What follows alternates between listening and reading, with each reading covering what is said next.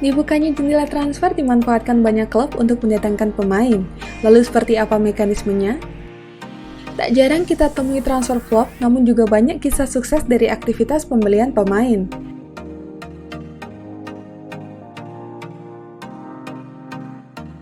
Namun yang menjadi pertanyaan adalah, bagaimana alur proses transfer yang harus dilalui setiap klub dalam merekrut pemain incaran?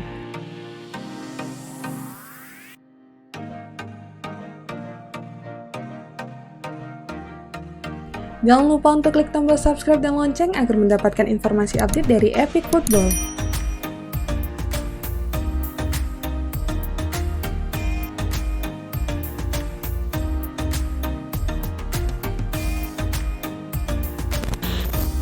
Dimulai dari scouting. Scouting atau pemantauan adalah proses panjang yang biasanya membutuhkan waktu berhari-hari, berbulan-bulan, bahkan sampai tahunan.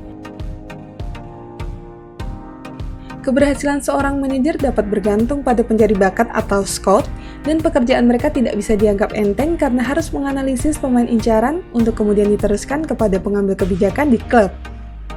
Pencari bakat ada di luar sana dalam segala cuaca setiap waktu, kata Michael Calvin, penulis The Nowhere Man, kisah pencari bakat sepak bola.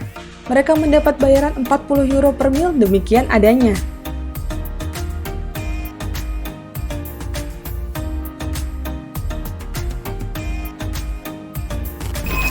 Dilanjut tahap enquiry atau bertanya ke klub.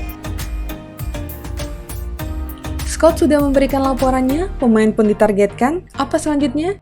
Tentu saja melanjutkan ketertarikannya. Kami menelpon manajer dan melayangkan enquiry atau bertanya. Kami mendapatkan latar belakang dia, yaitu pemain. Kami menelpon agennya dan mencari tahu seperti apa kepribadiannya, kata Robinson. Agen dan pemain akan mengetahui minat klub jauh sebelum tawaran resmi masuk. Di sepak bola modern, pemain pasti mengetahui klub mana yang mengincarnya dan itu tidak berlaku untuk publik karena prosesnya kerap tertutup.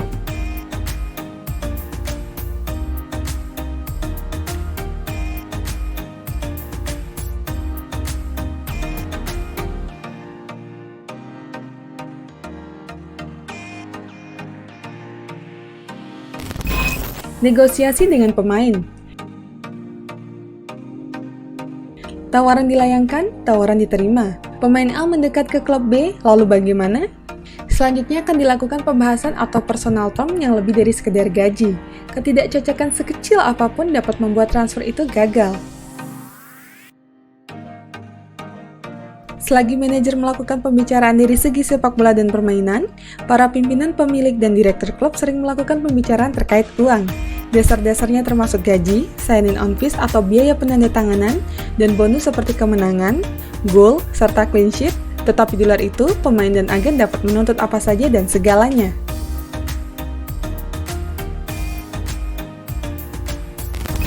Klausa kontrak, tes medis, dan konfirmasi transfer. Personal terms tuntas, tetapi masih ada batu sandungan. Sekarang ini, klausa kontrak lebih dari sekedar kosakata, tetapi apa tujuannya? Ambil contoh Barcelona, yang mengikat wonderkid Pedri dengan kontrak jangka panjang.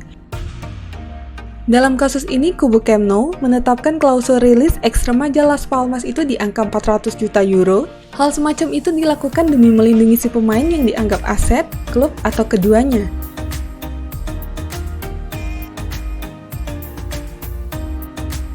Jika semuanya beres, pemain biasanya langsung dijadwalkan melakukan tes medis. Adapun ketika tes medis selesai, yang tersisa kemudian hanya mengirim dokumen yang berkaitan dengan transfer ke pihak Liga dan FA sebelum tenggat waktu.